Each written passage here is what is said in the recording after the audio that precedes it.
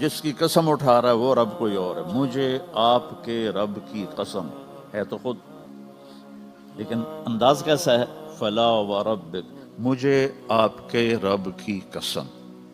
یہ عربی زبان میں یہ انداز وہاں اختیار کیا جاتا ہے جہاں بہت زیادہ محبت بتانی ہو، تو وہاں یہ طریقہ ہے. ہماری اردو میں یہ محاورہ نہیں ہے، اور فارسی میں بھی نہیں ہے، انگلش میں بھی نہیں ہے، کسی زبان میں نہیں ہے سوائے عربی کے. تو میرا رب کہہ رہا ہے فلا و ربک، مجھے آپ کے رب کی قسم، کہ قسم اٹھانے والا خود ہو اور اس سے کہہ رہا ہو گل محمد مجھے آپ کے رب کی قسم. تو یہ اظہار محبت ہوتا ہے. تو اللہ کہہ رہا ہے مجھے تیرے رب کی قسم.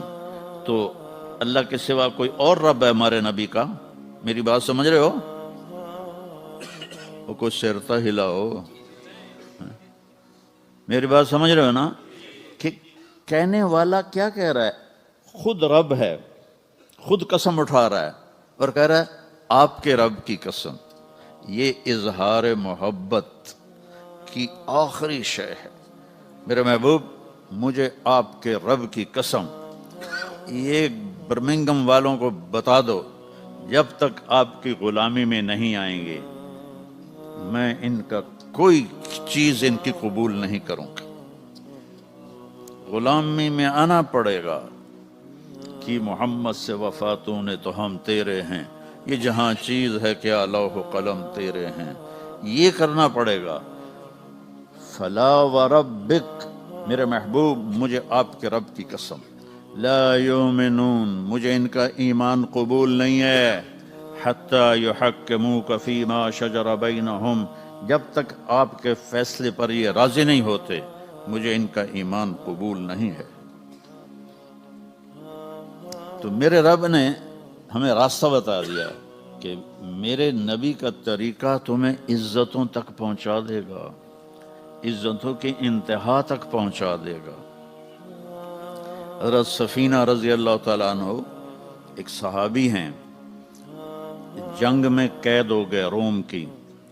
تو ایک رات موقع پا کے نکلے، وہ بھاگے، آگے دریا تھا، دریا پار کیا.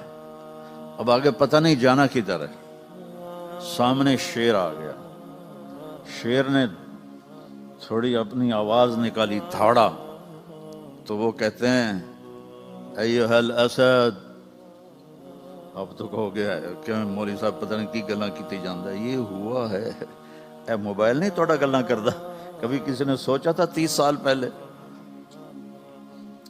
تو وہ تار جڑا ہوا تھا اللہ سے، ایھا الاسد انا مولا رسول اللہ صلی اللہ علیہ وسلم، اے شیر میں اللہ کے نبی کا غلام ہوں، مجھے راستہ دکھا. تو شیر جعل یبسبس، یبسبس ہوتا ہے کیسے اپنی دم ہلانا، دم ہلانا ہوں ہوں ہوں ہوں ہوں ہوں ہوں کرنا، جیسے گھر میں پالتو کتے اور ایسے اپنی دم ہلاتے ہیں. تو شیر ان کو آ کے ایسے اس نے دھکا دیا اور اپنی دم ہلانے لگا اور آگے چل پڑا. چلتے چلتے چلتے چلتے جہاں صحابہ کا لشکر موجود تھا وہاں جا کے پہنچا کے پھر کھڑا ہو کے ایسے دیکھنے لگا، جی ہن چھٹی ہے چلا جاواں. تو انہوں نے فرمایا اذهب جا، وہ واپس چلا گیا. یہ عزت ملی ہے در مصطفیٰ سے.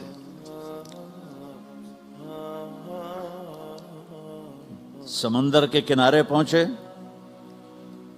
آگے دشمن ہے جزیرے میں، دارین ایک جزیرہ ہے، کشتیاں کوئی نہیں، اور کشتیاں بنائیں تو اتنے میں دشمن تیار ہو جائے گا جنگ کے لیے.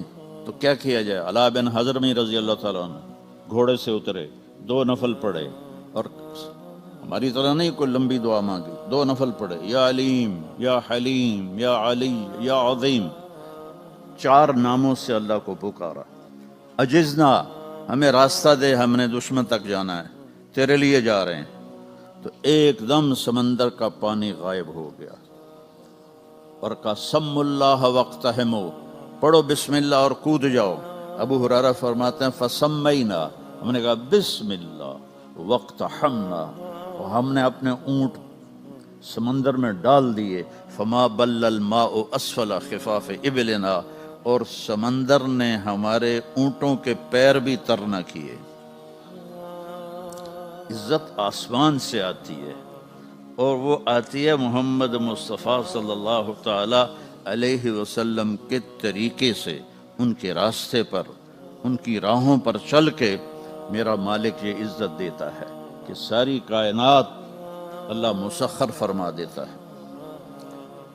تو کلمے کے اندر ہی سارا دستور اور ساری کائنات کے خزانوں تک جانے کا راستہ اللہ تعالیٰ نے چھپا دیا ہے۔ دجلہ کے کنارے پہنچے۔ دجلہ ایک دریا ہے عراق میں، اس میں سیلاب تھا، عرب پانی سے ڈرتے تھے چونکہ پانی ہے ہی نہیں، تو اب جانے کے لیے کشتیاں کوئی نہیں، پل توڑ دیا انہوں نے، ایران والوں نے۔ تو حضرت سعد بن ابی وقاص امیر ہیں، کہنے لگے بھائی میں نے دریا پار کرنا ہے، اب کیا طریقہ ہے جی؟ کہ سارے لشکر میں اعلان کرو اگر کوئی کبیرہ گناہ کرنے والا ہے تو توبہ کر لے۔ سبحان، بھئی مشقیں بناؤ، کشتی بناؤ، نہیں انہوں دی سوچ وکھری، بھئی اگر کوئی بڑا گناہ کرنے والا ہے، کچھ تو چھوٹے گناہ ہیں تو کچھ بڑے گناہ ہیں، تو بڑے گناہ توبہ سے معاف ہوتے ہیں، چھوٹے ویسے ہی معاف ہو جاتے ہیں۔ تو 36,000 کے لشکر میں ایک بھی کبیرہ گناہ والا نہیں تھا۔ تو فرمایا بس صاحب بسم اللہ کرو، پہلے 600 آدمی تیار ہو جاؤ۔ تو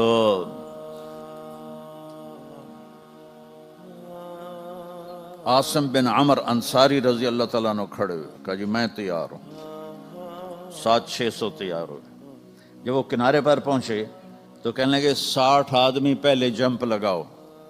تو حجر ابن عدی رضی اللہ تعالیٰ عنہ اور ان کے ساتھ 59 آدمی، کہا جی ہم پہل کرتے ہیں۔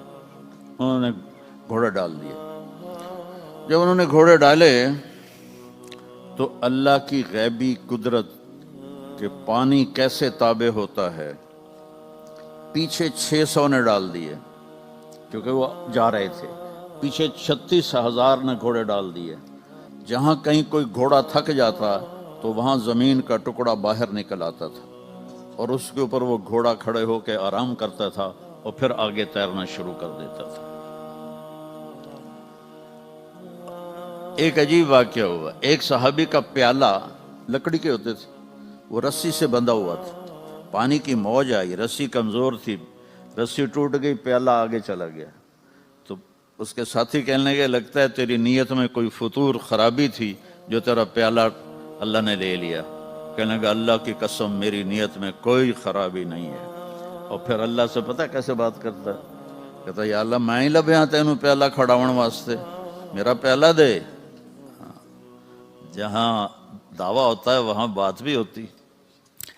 ہمیں تو یقین ہی نہیں ہوتا کہ میری دعا ساڑی تو سندا ہی نہیں جی، ساڑی تو سندا ہی نہیں جی۔ پہلے یقین تو بناؤ کہ اللہ سنتا ہے۔ تو کہنے لگے اللہ کی قسم میری حالت نہیں بدلی، کہ یا اللہ اس لشکر میں صرف مجھے نشانہ نہ بنا کہ میرا پیالہ گم ہو جائے۔ تو اب یہ دریا جا رہا ہے تو پیالے نے ادھر جانا ہے، لکڑی کا پیالہ ہے، ادھر جانا ہے، یہ یوں جا رہے ہیں۔ جب کنارے پر پہنچے تو پیالہ آگے پڑا ہوا تھا۔ اسے گھما کے وہاں کون لے کر گیا؟ اپنے نبی کی زندگی پڑھو گے تو آپ کو پتہ چلے گا کہ کس طرح اللہ تعالیٰ نے عزت کے دروازے کھول دیے صحابہ کے لیے جو آپ کی مان کے چلنے والے تھے۔ اور ایک بدو آیا، کہنے لگا اے محمد، آپ نے کہا لبیک۔ اب برا نہیں مناتے تھے، کوئی سختی سے بھی بلاتا تھا، برا نہیں مناتے تھے۔ تو تیری کچھ باتیں عجیب ہیں۔ آپ نے کہا کیا؟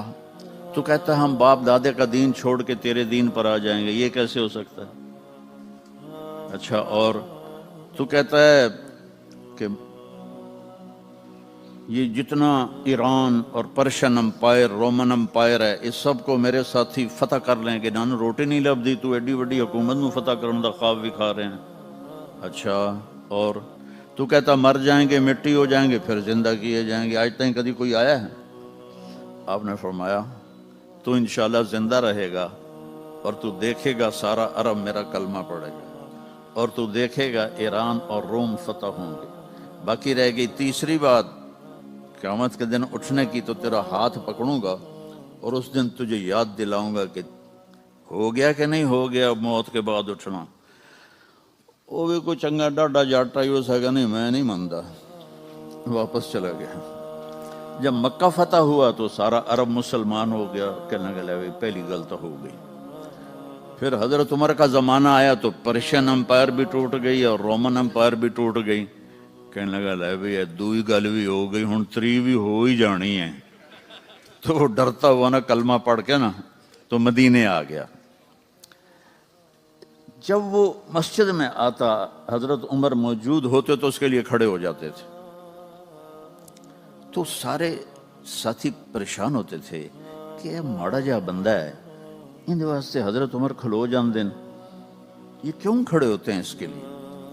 تو حضرت عمر نے ان کی آنکھوں میں سوال دیکھ لیا، کہنے کہ تم سوچتے ہوگے کہ میں اس دیہاتی کے لیے کیوں کھڑا ہوتا ہوں؟ کہا جس محفل میں اللہ کے نبی نے اس سے بات فرمائی تھی میں اس محفل میں موجود تھا، جس میں آپ نے کہا تھا کہ جب قیامت کا دن آئے گا تو تیرا ہاتھ پکڑ کے تجھے یاد دلاؤں گا، اور قیامت کا دن جس کا ہاتھ میرے نبی نے پکڑ لیا جنت میں پہنچانے سے پہلے کبھی نہیں چھوڑے گا۔